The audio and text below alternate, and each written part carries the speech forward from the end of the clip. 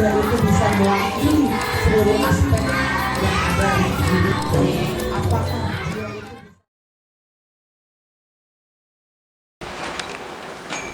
Assalamualaikum warahmatullahi wabarakatuh. Shalom, Om Swastiastu, salam kebajikan, nama budaya, Rahayu.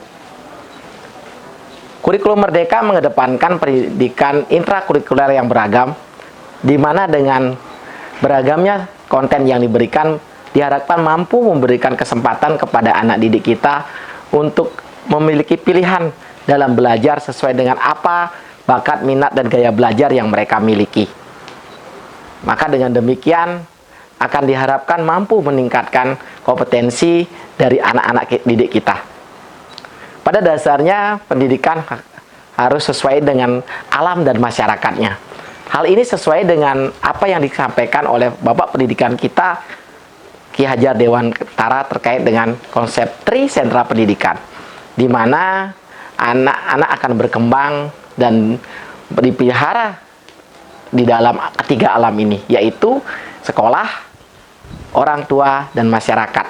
Dalam implementasi kurikulum Merdeka, pembelajaran dapat dengan optimal dilakukan melalui pembelajaran berdiferensiasi. Pembelajaran ini memberikan ruang dan kesempatan kepada anak untuk memilih dan menentukan pembelajaran sesuai kebutuhan belajarnya. Informasi penting tentang anak perlu kita peroleh agar kita dapat memperoleh data yang valid tentang anak sebelum kami tuntun dan fasilitasi di dalam pembelajaran. Data tentang anak sepenuhnya akan dimiliki oleh orang tuanya. Orang tua adalah tempat pertama dan utama anak dalam menjalankan kesehariannya. Maka dari itu, kami yakin orang tua akan mampu memberikan informasi yang akurat tentang anak-anak mereka. Maka dari itu, kami membuat pemetaan kebutuhan belajar anak dengan pemanfaatan Google Form yang akan diisi oleh orang tua siswa tentang data anak terkait gaya belajar anak, minat dan bakat, serta harapan terhadap pendidikan untuk anak-anak mereka. Hal ini bertujuan untuk mengetahui kebutuhan belajar anak sehingga dapat difasilitasi kebutuhan belajarnya dengan baik melalui pembelajaran berdiferensiasi dengan harapan anak bisa mencapai kebahagiaan dan keselamatan yang setinggi-tingginya. Untuk memaksimalkan pembelajaran berdiferensiasi dengan menggunakan Google Form sebagai pemetaan kebutuhan belajar siswa serta peran serta orang tua di dalamnya, tentunya masih banyak kendala dan hambatan yang dihadapi. Salah satu contohnya adalah terkait dengan orang tua. Karena kita melibatkan orang tua, tentunya kita akan dihadapkan pada situasi yang beragam, di mana tidak semua orang tua paham tentang penggunaan teknologi ataupun penggunaan Google Form-nya. Walaupun secara potensi mereka sudah memiliki HP dan juga alat elektronik lainnya untuk memanfaatkan fasilitas Google Form ini. Kemudian berikutnya adalah bagaimana orang tua bisa memahami terkait dengan isi dari setiap pertanyaan. Maka dari itu, kami selalu mengadakan komunikasi dan sosialisasi yang baik kepada orang tua sehingga mereka mudah dan paham untuk mengisi Google Form tersebut. Sosialisasi ini penting dilakukan guna menyamakan persepsi dan juga pemahaman terkait apa-apa yang kita butuhkan terhadap orang tua. Maka dari itu, kami selalu melibatkan orang tua, guru, komite, dan kepala sekolah di dalam mengorganisasikan setiap program kami. Dengan tujuan adalah untuk meminimalisasi segala bentuk tantangan dan kesulitan ataupun hambatan yang kami temui.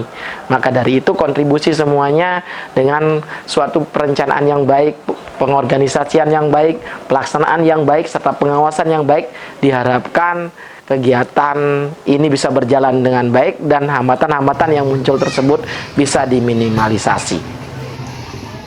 Ada beberapa alur yang dilalui sehingga kegiatan ini bisa berjalan dengan baik. Di antaranya, yang pertama adalah merancang Google Form kebutuhan belajar anak.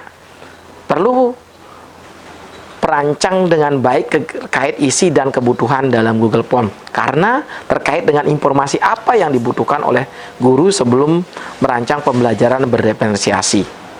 Membuat pertanyaan yang disederhanakan sehingga mudah dipahami dan dimengerti ketika mengisi Google Form. Nah, berikutnya yaitu mengadakan sosialisasi dan pengisian. Sosialisasi dilaksanakan sebelum pengisian data.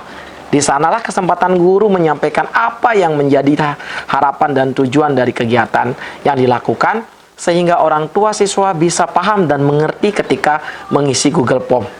Nah, setelah data dikumpulkan, langkah selanjutnya adalah merancang pembelajaran berdasarkan hasil pemetaan kebutuhan belajar siswa yang didapat dari orang tua dan asesmen diagnostik yang dilakukan oleh guru.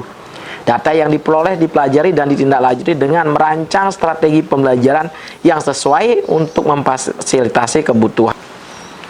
Selanjutnya pembelajaran dilakukan di dalam kelas terkait dengan data-data yang diperoleh. Pada contoh kali ini kita menggunakan pembelajaran dilakukan di kelas 4 pada pembelajaran pendidikan Pancasila elemen Bhinneka Tunggal Ika. Memfasilitasi pembelajaran bisa diberikan beragam sesuai pemetaan kebutuhan belajar anak yang dilihat dari gaya belajar visual. Kami fasilitasi dengan beberapa contoh gambar dan video yang mencerminkan kebinekaan. Gaya belajar auditory kami fasilitasi berupa rekaman paparan terkait Bhinneka Tunggal Ika. Dan gaya belajar kinestetik kami fasilitasi dengan unjuk permainan dan mencocokkan gambar. Kemudian tahap selanjutnya adalah pelaksanaan pembelajaran berdiferensiasi. Setelah modul ajar diselesaikan, guru tinggal melaksanakan pembelajaran dengan teknik dan strategi yang sudah disusun atau dirancang.